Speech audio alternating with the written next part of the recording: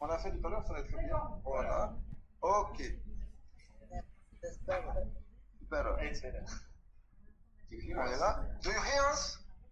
We can. Yes, thank Great. you. Good morning. Let me introduce you to casting. But we don't see you so good because you are cut on the side. You're on the side. You're on the side. Well, we're the right way up here.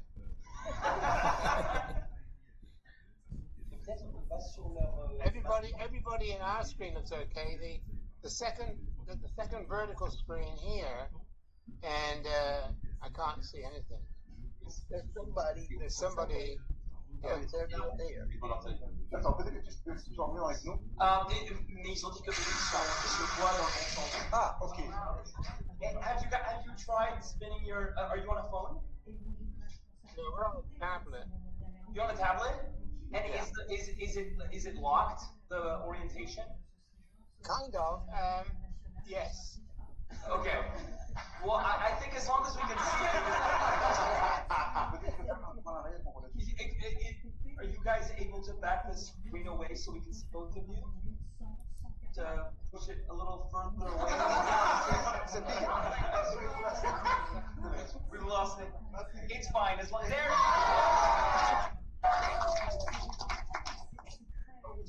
Amazing. So we have Let me try rotating the screen. I might lose you because there's an attached keyboard, and I'm going to have to. No, don't. They can't see us.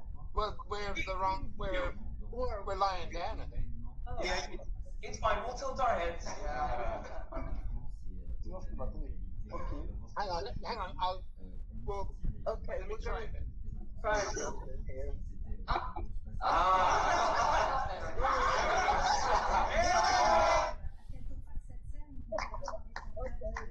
Sort of.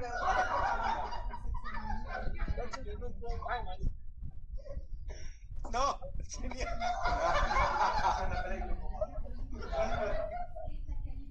Yeah.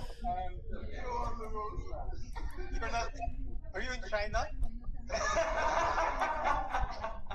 Are we standing on our heads now? Yes. You're upside down. Yeah, you're upside down. Yeah.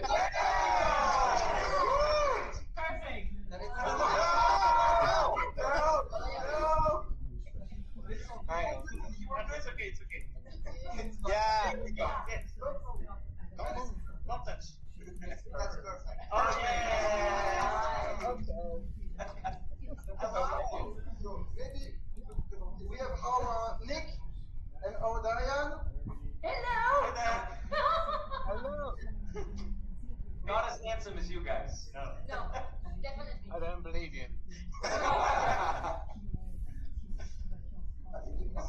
Unsafe mess. Yes. We got some questions for you. Okay.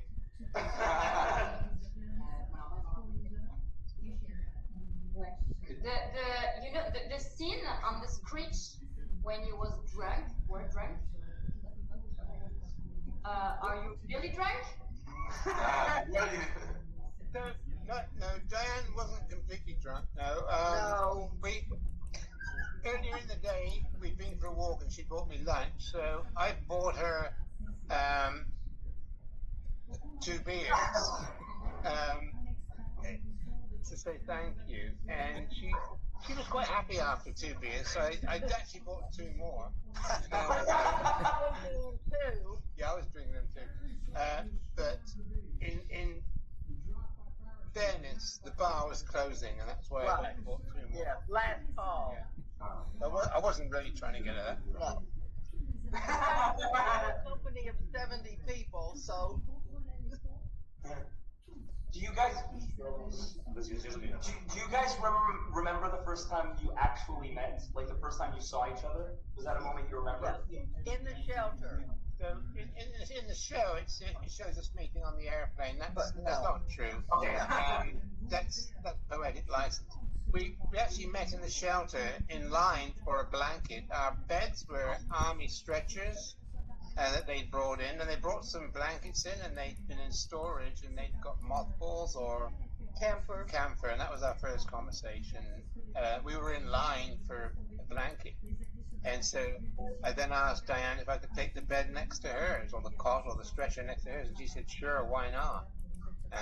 But we were with like 70 people in this big room. Yeah, there was a lot of us there. Right. Amazing. And when was the first time you thought about Dianne with some more than just friends? Yeah. When was the very first time? What's the bed next time I asked if I could take the bed next to her?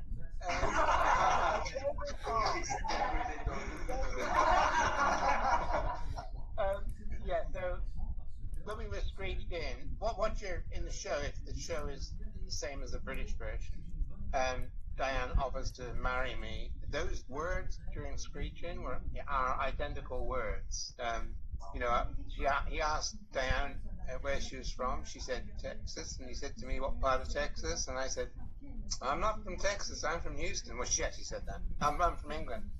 And he said, "Oh, I thought we were married. Do you want to be married?" And he was a justice of the peace, I think.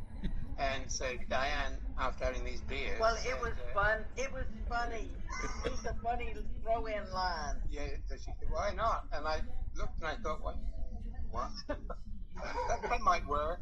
And said, well, I think as time was going on, we were both interested in each other.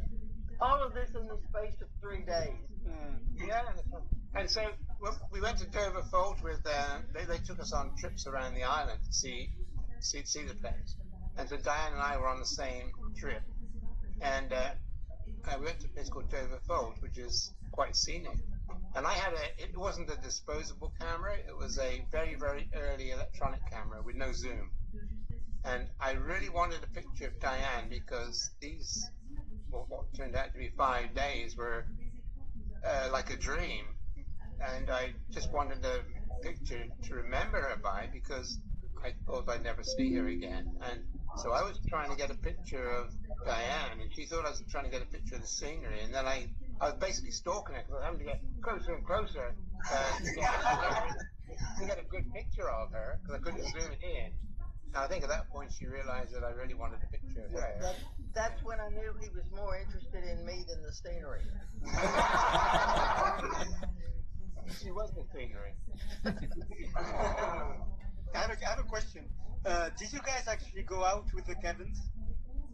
No. No.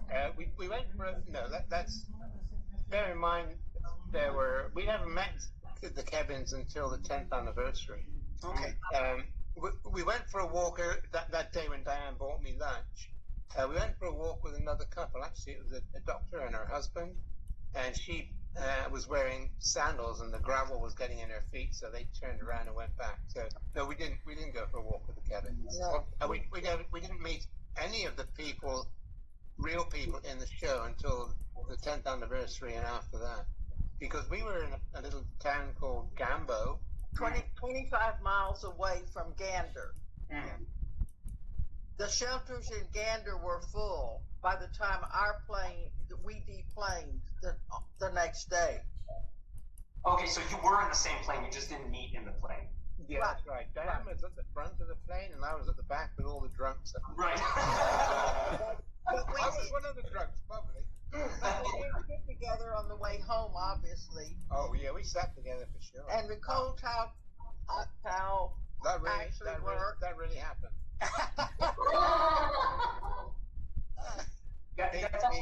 The flight attendant that said those words actually lives in Melbourne, Australia. And we met her when we were there. Yeah, her name's Marion Bradley, and I'm Facebook friends, so I think we both. I have another question. I think one of the most heartbreaking moments in the show is when Nick calls home and there's nobody there to check up on him.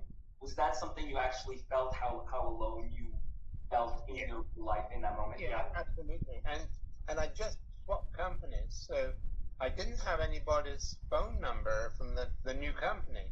All I had was a business card from our sales guy who was in the United States, and I could only make a phone call into the United States at that point. So I remember calling and I said, "Jim, do you remember me? This is Nick Marshall. I'm stranded in Newfoundland. you call back home and let somebody know that I'm okay? And he said, sure, I remember you. And so that was fine. But yeah, it was very alone, and but we were quite happy to be on the ground and not in We were very thankful. yeah, not in a terrorist area. So interesting that line, those 4 lines in the States over here, when it's said, the audience go now in England, when we went there, Robert Hans, who was playing me there, he got 4 laughs out of that line. It's hello, it's Nick Marston. Everybody goes. I'm stranded in Newfoundland, and they're bursting their sides at this. I mean, the English, they're real strange people, I'm telling you. It'll be interesting to see the reaction. Yes. Yes, exactly. In Australia, Nathan, who played me there, he got 2 laughs out of that little skit, and I just thought, what's wrong with these people? It's supposed to be sad, and they're When the tour was completed, was the script sent along to you, or did you just discover it on opening night?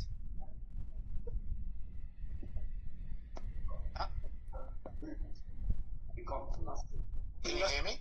Yes. Yeah. Oh, I probably have my hand on the microphone. So David and Irene interviewed us at the 10th anniversary in Newfoundland, where we met them for the very first time, and then we Skyped. Well, actually, I don't think it was Skype back then, but we talked to them over the internet for probably at least 4 hours. So the first time we saw the show was in 2013 at the NAMP Festival in New York. 12 new musicals who do not have backing in the North American. They were the only Canadian production, and they were picked up immediately. Yeah, and that was the first time that we'd met David Rubinoff, Michael Rubinoff. He was the brains behind the whole thing. Right. He received a grant from the Canadian government to develop this story, to tell the world about the kindness and the compassion of these people who took in nearly 7,000 passengers Stranded. Stranded.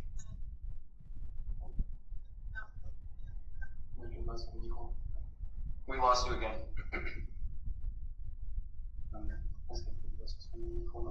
Nick, I think we lost you again. We can't hear you. Remote.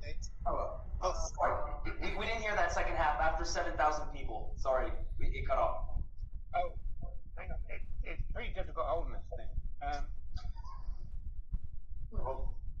Okay. England's here. Oh, no, I really messed it up. Yeah. There we go. Can you hear me? Yes. Okay.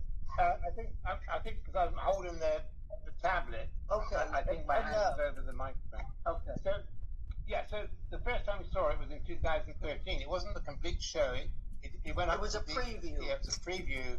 Went up to the end of Screech, and I remember I thought Michael would sit with us, but he sat behind us over at an angle. And then we found out after the show, he spent the whole show watching us to see our reaction. Yeah. And it was, it was very emotional. And it still is very emotional. And it still is, even after over 150 times in so many different places. And we had no idea how they were going to portray us. So we could have been 2 youngsters like the 2 you got there. They're 2 older, more mature people. More mature. We were 20 years younger. Well, obviously. That's been all this time. Did I answer the question? Yes, and it's amazing how I'm probably not the first one to tell you this, but it must feel amazing to know that your personal story resonates around the world and finds an echo. Anyone from Africa to Asia it works with everybody on so many levels. So thank you for sharing that with us. Yeah. We've met a lot of people after the show, after they've seen it, and a lot of couples will tell us their special love story about how they found each other. Yeah. And then there's another group, little ladies come up to Nick and ask him if he has a brother. Because For me, yes. Yeah, but sometimes you have to be open to new experiences that you never thought you would want or need or find yourself in.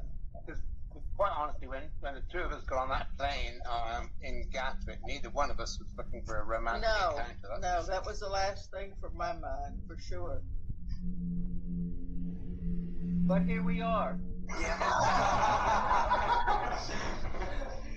And we married the next year and went back there and spent our honeymoon with people that took care of us the year before. Wow. Wonderful. Do you go back to Newfoundland that often? Or? We've been back 9 times. 9 times. What? And during the pandemic, when everyone was locked down, we had the Gander happy hour every Friday afternoon. We all got on the same Zoom call, kept up with people. It's like our big family up north now, with Beulah and Oz and I think you're going to be Claude and everybody. I think you're going to be talking to them a bit later this morning. Right, they're such wonderful, friendly people. And when you get Oz and Brian together, you all get a word in edgewise. Oh, they're all so much fun. Yeah. And Beulah and Bonnie and everybody. That's wonderful. So, any more questions? Des gens de Gander? I guess we want to know, or if you guys could tell us more about how it felt meeting these people during this time of crisis, like how it felt to meet so many people. What was that like? It was an interesting experience because everybody had been displaced from where they were in their normal life, and it's strange because different people acted differently or reacted differently to what was going on. Remember, there was one guy. He got a briefcase. It wasn't handcuffed to his hand, but it might as well have been because he never left. He never left his briefcase. I don't know whether he got money in there or what. he was very, very distressed. I think. Yeah. Well, the thing was, all you had was your carry-on bag, and mine had makeup in it. It was just almost like a purse with makeup in it, and Nick's was a computer. Yeah, a laptop, and all we had was that. You had no more clothes. You didn't have any way to get anywhere or go. So, the fun fact, try and picture this. We're sleeping beside each other on these army stretchers, and Dianne would wake up about, I guess, 30 minutes before most people, and she'd run off to the bathroom and put her makeup on. So it came in very handy for her. Well, and I can remember waking up every morning and looking over at this very attractive lady and thinking, I wonder if all these Americans look like this, but you're down in England. I had 5-day-old clothes on by the time the week was over, so we did take showers. The local high school up the hill, they closed so that we could use the facilities up there. So you could go up and take a shower or talk on the. They had computers so that you could contact your family at home. Is there anyone that you remember specifically from Gambo that that's not in the show, but that you guys have memories of? There were two families that were very instrumental in looking after us in the town of Gambo, and those are the ones we've been back to see so many times. We did not meet any of the people in the play. We did not meet Claude or Beulah or Oz because we were 25 miles away in a smaller town. So those two families. We didn't meet them until the 10th anniversary. So the two families that looked after us. I mean, we've been in touch with them for all these years, and of course their families have grown up too. Right. Their children are all adults now with families of their own. Once you met, the two of you, was it like you clutched on each other, or were you very much separate and then sometimes met again? I think more of the clutching idea. Well, because we were on the same plane, and we were in in our shelter, there were lots of different planes. We were like the tail end Charlies. And so it made sense to hang on to a person that was on your airplane and you increase your chances of getting on the right airplane when it was time to leave. Because we were separated from the rest of the folks on our plane because we needed medicine. And when we deplaned in Gander, we went to a separate line and they had a pharmacist to fill your prescription a week's worth of your medication because they knew we were going to be there. And our medication was in our checked bag, so we had no access to it. When we got off the plane, the regular people that didn't need medication went one way, and if you needed medication, and that's how we got separated from the other people on our plane. Okay. At first, I was taken to another shelter in Gander and had a hot meal, but the fire marshal said they couldn't keep any more people there that evening, so a volunteer took a man and I 25 miles away to the same shelter where Nick was. So it was very dicey that we ever met. Yeah, there was, the chances were very, very remote. Yeah. And so when I took that picture of Dianne, I on Dover Fold, I also had a business card as well, which I was hanging on to because that was the only chance I was ever going to get of meeting her again. I didn't even know that I was going to see her again at this point. And I just wanted a memory so that it wasn't, because it was like a dream. I just wanted something to remind me that it really, really happened. But you managed to wangle a trip back in October. Yeah, so I didn't go to a conference, which is what the show says. I was coming to do some experimental drilling. And normally I'd send a technician over to check on the work I'd done, but I managed to convince the owner of the company in England that I needed to come back and check up on my project. He didn't know that I had another project in mind.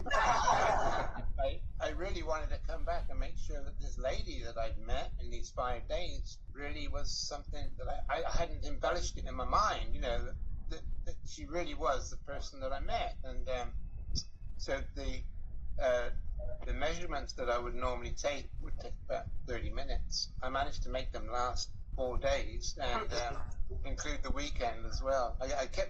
I know what the guys here were thinking, I kept getting them to measure the same things over and over again. What extra days here? And we did a lot of talking on the phone and emails back and forth. And then he proposed in November. I was in my car and I told her I was on my knee, but I wasn't. So only 2 months later, we were engaged. Okay, 2 months after it happened? After 9/11. Yeah, Wow. after I'd come back in October and decided that this lady really was the same as the person that I'd met for those 5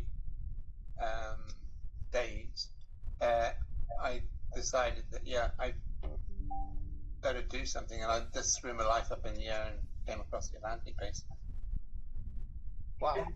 I have a question. I was wondering, how was the atmosphere of the room when you saw for the first time the actual images of the crash? Yeah, that was horrific. Just as it's portrayed in the show, because on the plane, when we started to divert to Newfoundland, the captain came over and just said there's problems with American airspace. He never told us the truth of the matter. Right. And I thought it was probably a computer problem and we couldn't land. I thought there's something wrong with the plane. You didn't want to frighten us. So when we landed there... Were you scared at that point? No. Okay. It was life, isn't it? You've got to go with the flow. And so we landed, and when we landed, he told us that there'd been some terrorist activity. And we were about the 36th plane to land. We were one of the very last. Yeah. And it was very worrying to me to sit there on that plane overnight and not know how my family was doing, because my oldest son here used to travel for business. He could have been on one of those planes. Houston is sort of the oil capital of the United States. It could be a target here. It was very worrying. We knew we were safe and we were very thankful, but not knowing what else was going to happen, or were there other terrorists in other cities. And at that point, our planes could have had a terrorist on them. Yeah. The security was very tight. All of the planes were locked down. They had the Canadian guards riding around in jeeps to be sure no one got off of a plane or nothing happened. Yeah, they probably would have definitely shot you. Well, and they had all the planes approach over the sea so that if anything happened, it wouldn't hurt the people on land or whatever. Yeah.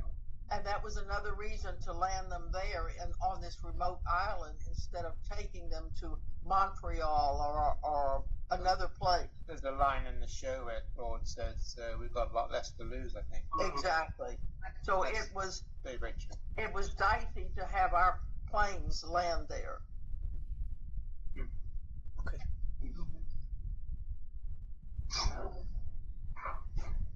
Do you have questions for someone from the cast? We get to see any of. Will there be a video?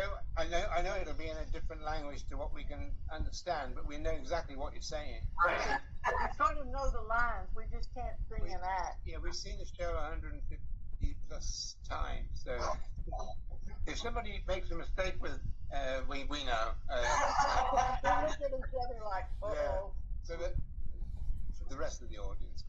Have you had different language? We will make a private recording of the show just for us. Of course, we will send it to everybody in Gander and to you. That's promise. Thank you so much. That would be fabulous. Yes. Yeah. I'd especially love to hear "Stop the World." Yeah. Yes. But we can send you a video during the rehearsal. Okay. In a few days we do that, we will send you sometimes videos. Promise. Ooh. Thank you. Thank you very much. So when is the show opening and how many performances do you plan on doing? Middle of July for only 25 shows for the moment. Okay. Wonderful. July 25. For the moment, but who knows? And will you be traveling or is it in one theatre? It's open air theater. In Brussels. One place. We don't travel. Okay. It's an open air place, venue, in a It's castle. an open air one. In the courtyard of a castle. Wow. Hope it doesn't rain. Yeah. Well, You guys have to come. we are so thrilled to see this story shared with people around the world because it highlights the kindness and the acceptance of these people. They didn't care who you were, how much money was in your wallet, what kind of job you had. You needed food, you needed shelter, and you needed love. And they gave us all of that. That's right. Doesn't without matter. any qualifications or anything else. Yeah, they feed you, give you somewhere to sleep, feed you again, and then Entertain you. And entertain you. And not everybody would do that. And I'd like to say that for the longest time, we weren't comfortable sharing the story with anybody because I think it's called survivor's guilt. Right. I know we've been laughing and it's been jolly, but bear in mind, so many people 3,000 plus lost families were someone. destroyed, and not the whole families and friends. And so we didn't feel comfortable at all with what we'd found in the wake of this disaster. And it wasn't until 2009 when Tom Brokaw's a very renowned journalist here. Renowned journalist, and he was doing a documentary for the Canadian Olympics in 2010. And at that point we thought, well, maybe if anybody's going to tell the story about these Newfoundlanders, it should be somebody like Tom Brokaw. Right. And not make a sensationalized thing of it. We were comfortable sharing that story. Right. Yeah, that's on a somber note, but yeah. Yeah, but that's why it happened. Yes, exactly. The only reason we ever met. I have a question. So when they were looking for people, did you offer to tell your story, or did they pick out? I think they picked us out. If you see Tom Brokaw's Operation Yellow Ribbon, a lot of the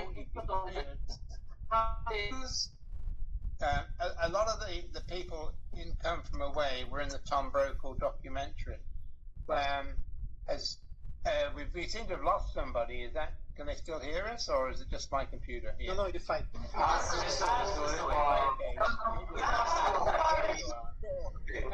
So David and Irene said they spent a month in Newfoundland and got 16,000 stories, I think it was. So they had to sort through them. So we didn't hold our hand up and say, please put us in your show. They made that call on their own. And if you look at the show, there's lots of, they've covered every aspect of life.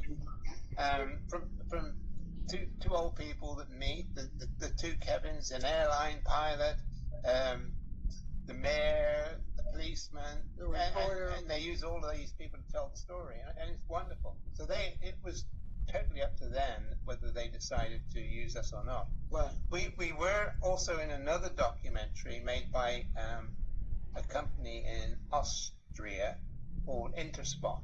They're owned by Red Bull, and it's called 9/11 Silver Linings. Silver Linings.